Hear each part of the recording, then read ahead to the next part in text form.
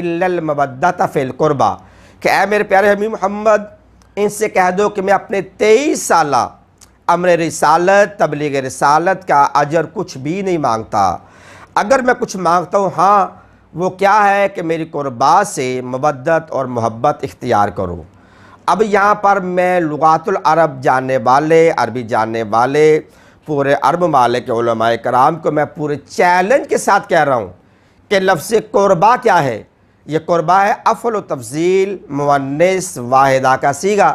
جس سے مراد یہی ہے کہ سب سے قریبی ایک عورت۔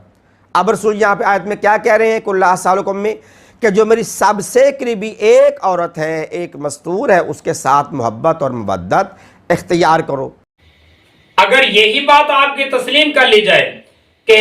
قُلْ لَا أَسْأَلُكُمْ عَلَيْهِ أَجْرًا إِلَّا الْمَوَدَّةَ فِي الْقُرْبَى، اس قربا سے یہ جو واحد مؤنث کا صیغہ ہے صرف آپ صلی اللہ علیہ وسلم کی ایک بیٹی حضرت فاطمہ الزہرا مراد ہے۔ آپ کی بات ہم تسلیم بھی کر لیں تو پہلا سوال یہ ہوتا ہے آپ اس بات کو مانیں اور تسلیم کریں کہ آپ صلی اللہ علیہ وسلم نے یہ جو مودت الفت محبت مانگی ہے اپنے اہل بیت کے لیے، یہ صرف اور صرف فاطمہ الزہرا کے لیے، باقی کسی کے لیے نہیں، کیونکہ صیغہ تو ایک ہے، واحدہ مؤنثہ کا صیغہ ہے، صرف اس سے مراد بھی حضرت بی بی فاطمہ آپ کے بقول ہیں۔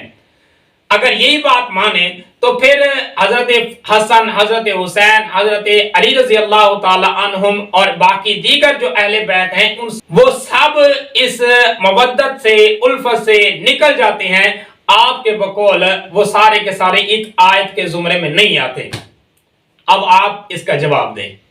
حالانکہ ایسا نہیں ہے، یہاں قربہ سے مراد آپ صلی اللہ علیہ وسلم کے قریبی رشتہ دار، یہ جنس قربہ مراد ہے، یعنی آپ صلی اللہ علیہ وسلم کے تمام قریبی ذاتیں مراد ہیں۔ اور اگر آپ صیغے کی طرف ہی بات کرتے ہیں کہ واحد کا صیغہ ہے تو ایک مراد ہوگی، تو ہم آپ کو ایک مثال ایسی قرآن مجید سے دکھاتے ہیں جس میں صراحتاً آپ صلی اللہ علیہ وسلم کی بیٹیوں کا ذکر ہے